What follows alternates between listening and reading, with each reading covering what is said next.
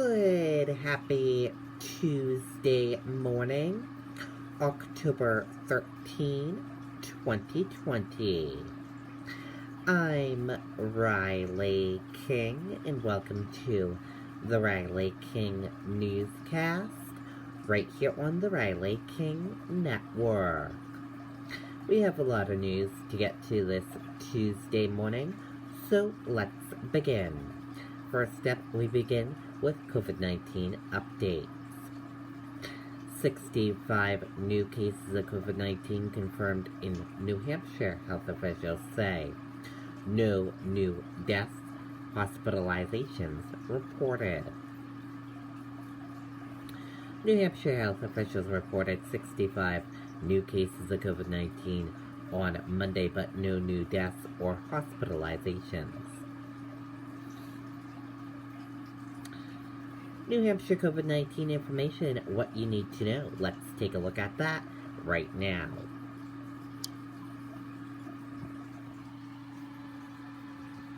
And here is a look at that for all of you right now.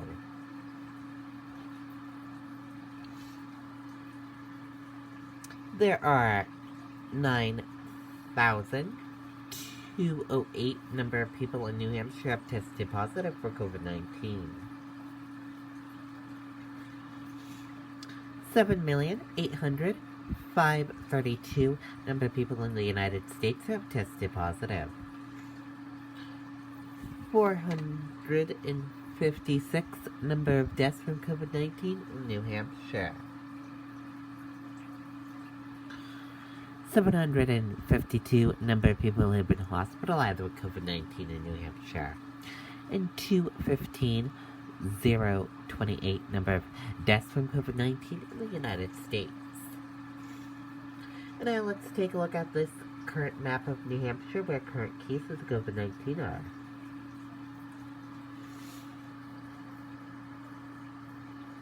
Manchester, 89. And let's take a look at this map of New Hampshire where total cases of COVID-19 are. Manchester, 2212.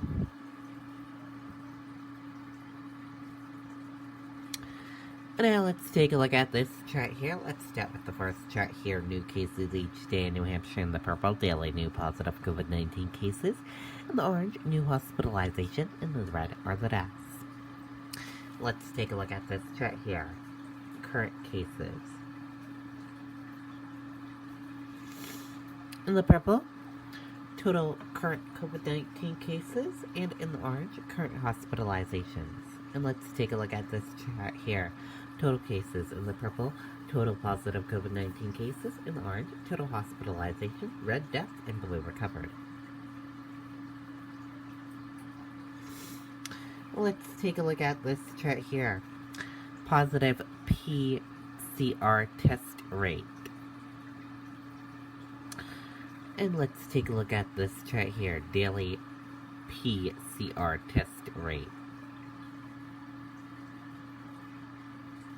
Now let's take a look at this chart here. Age group of cases, female and male of cases, and risk information. Let's take a look at this chart here. Infections, hospitalizations, and deaths. And let's take a look at this chart here. Deaths, percent of New Hampshire population, race/ethnicity of cases, and hospitalizations. And a reminder, your common symptoms: fever, lack of smell, cough, difficult breathing, chills, nausea, vomiting, and diarrhea. And be sure to stay with the Riley King Network for the latest of your COVID-19 information. Legal analysts say to expect quick confirmation of Judge Amy Cohen Barrett. Vote expected mainly down party lines. Let's take a listen to that video from WMUR News 9, Tim Callery.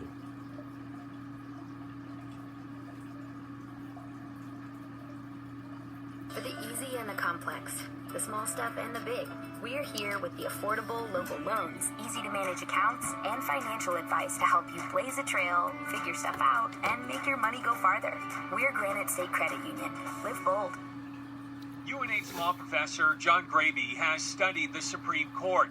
He says today's opening statements were pretty standard, adding, expect to see more divisiveness between both parties as the process continues. Democrats are going to be questioning both the process itself and are going to be pointing to what happened a few years ago when the Senate did not take up the nomination of Merrick Garland. That the Republicans, in response to the Democrats, are saying that things are different now than they were in 2016 because then the Senate was controlled by Republicans, whereas here the Senate is still controlled by Republicans, but the president is a Republican. As for the nominee herself, Gravy says Judge Barrett is a textualist and an originalist. Which means that she thinks that the text of the Constitution as it was originally understood, as it was understood when it became law, needs to govern. Gravy says the future of the Affordable Care Act will likely become the center of discussion. Judge Amy Coney Barrett has written in criticism of the original decision which upheld the ACA. And so Democrats are taking that and suggesting that her addition to the court could lead to the striking down of the ACA. And Gravy adds he believes Judge Barrett will be confirmed mainly down party lines. Reporting live tonight, I'm Tim Callery, WMUR News 9. Okay, and there you go on that video and that report.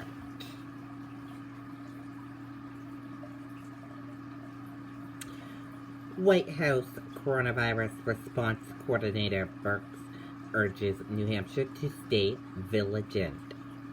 Impending holiday, increased time indoors raise concerns. Let's take a listen to that video from WMUR News 9, Amy Cavino.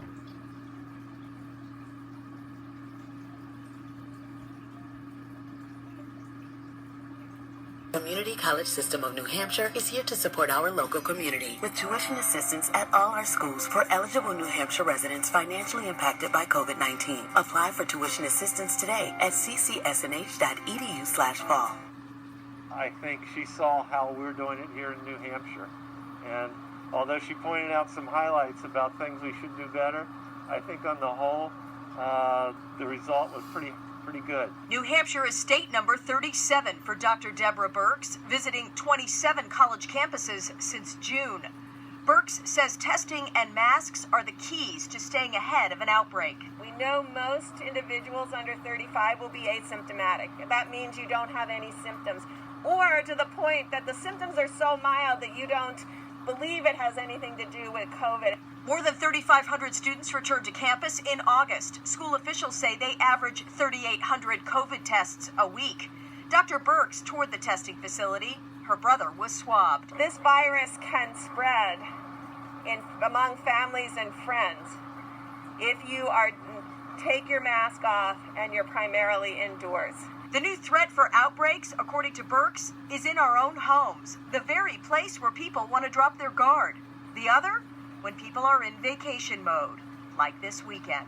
Traveling over here, we crossed a lot of people having weddings, no one in mass. We crossed a lot of establishments where the parking lot was full, no one was outdoors. We asked Dr. Burks about the upcoming holiday season. She says family gatherings should be kept small and masked. On the campus of Plymouth State University, Amy Cavino, WMUR News 9. Okay, and there you go on that video and that report.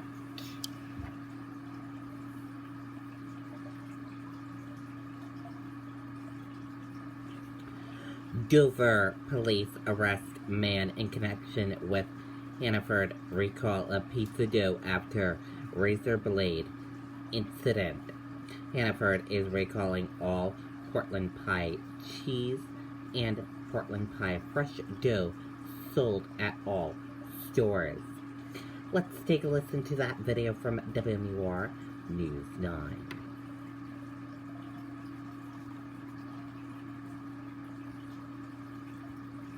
Outreach has been a member of Bellwether Community Credit Union since 2013.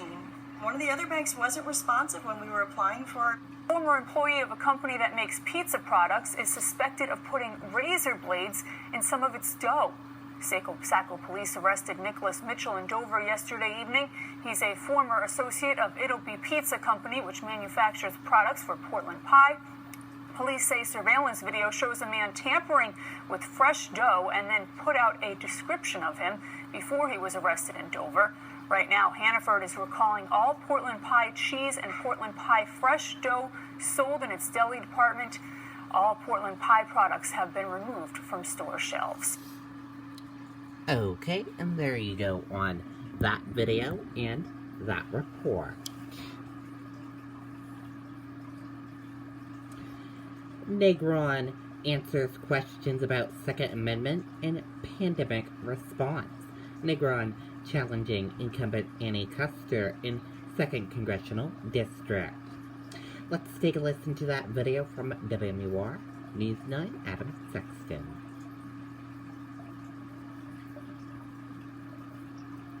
For the easy and the complex, the small stuff and the big, we're here with the affordable local loans, easy to manage accounts, and financial advice to help you blaze a trail, figure stuff out, and make your money go farther. We're Granite State Credit Union.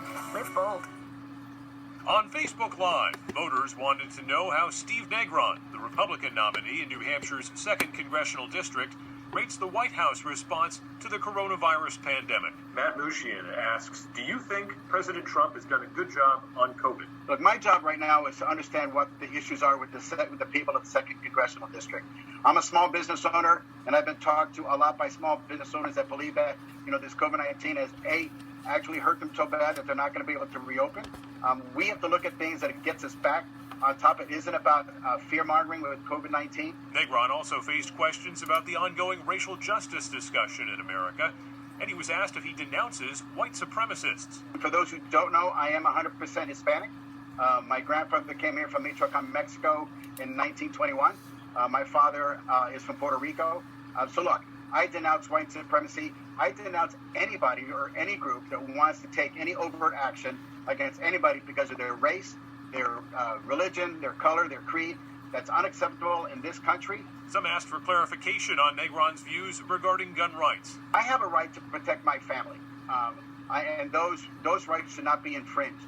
And so those are the kind of things that other people within this race want to take away from you. I don't believe that Congresswoman Custer has any right trying to legislate how you can take guns away from me. Well, he is a conservative. If elected, Negron says he's not sure if he'll join the House Freedom Caucus. I like some of the planks of the Freedom Caucus, but at the end of the day, wherever I decide to go, and it may not be because it's a group, but it's about where it is the 2nd Congressional District wants Steve Negron. Adam Sexton, WMUR, News 9. Okay, and there you go on that video and that report.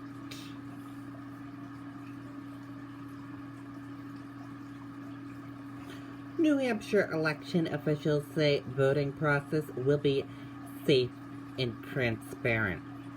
Check balances to ensure safe process. Let's take a listen to that video from WMUR News 9, Mike Cronin.